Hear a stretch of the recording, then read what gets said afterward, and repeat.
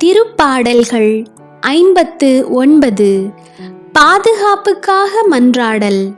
என் கடவுளே, என் எதிரிகளினின்று என்னை விடுவித்தருளும்.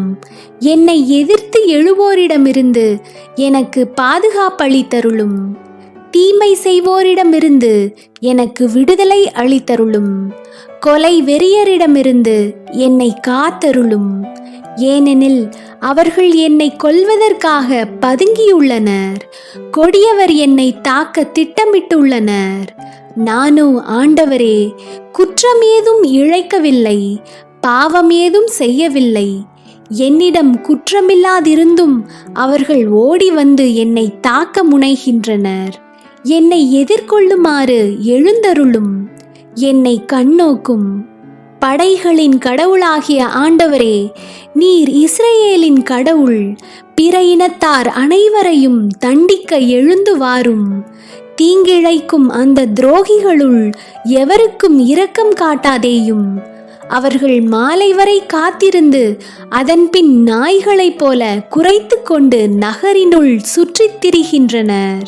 அவர்கள் வாய் பேசுவதை கவனியும். அவர்களின் நாவின் சொற்கள் வாள் போன்றவை.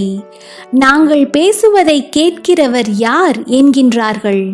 ஆனால் ஆண்டவரே, நீர் அவர்களை பார்த்து எள்ளி நகைக்கின்றீர். பிற இனத்தார் எல்லாரையும் பார்த்து நீர் ஏளனம் செய்கின்றீர். நீரே என் ஆற்றல். உமது உதவியை எதிர்பார்க்கின்றேன். ஏனெனில் கடவுளே, நீரே என் அரண். என் கடவுள் தமது பேரன்பால் என்னை எதிர்கொள்ள வருவார். கடவுள் என் எதிரிகளின் வீழ்ச்சியை நான் கண்ணார காணும்படி செய்வார். அவர்களை ஒரே அடியாய் கொன்றுவிடாதேயும். இல்லையேல் வல்லமையை என் மக்கள் மறந்து விடுவர்.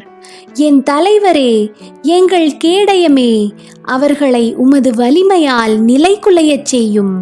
அவர்களின் வாய் பேசுவதும் நா உரைப்பதும் பாவமே. அவர்கள் தற்பெருமை அவர்களை சிக்க வைப்பதாக. அவர்கள் சபிக்கின்றனர், அடுக்கடுக்காய் பொய் பேசுகின்றனர். ஆகவே வெகுண்டெழுந்து அவர்களை அழித்துவிடும். இனி இராதபடி அவர்களை ஒழித்துவிடும். அப்பொழுது கடவுள் யாக்கோபின் மரபினரை ஆள்கின்றார் எனவும் அவரது அரசு உலகின் எல்லை வரைக்கும் உள்ளது எனவும் அவர்கள் உணர்ந்து கொள்வார்கள். அவர்கள் மாலை வரை காத்திருந்து அதன்பின் நாய்களைப் போல குரைத்து கொண்டு நகரினுள் சுற்றித் திரிகின்றார்கள். அவர்கள் இரை தேடி அலைகின்றனர். வயிறு நிறையாவிடில் முறுமுறுக்கின்றனர். நானோ உமது ஆற்றலை புகழ்ந்து பாடுவேன். காலையில் உமது பேரன்பை பற்றி ஆர்ப்பரித்து பாடுவேன். ஏனெனில் நெருக்கடியான வேளையில் நீர் எனக்கு அரணும் அடைக்கலமுமாயிருந்தீர்.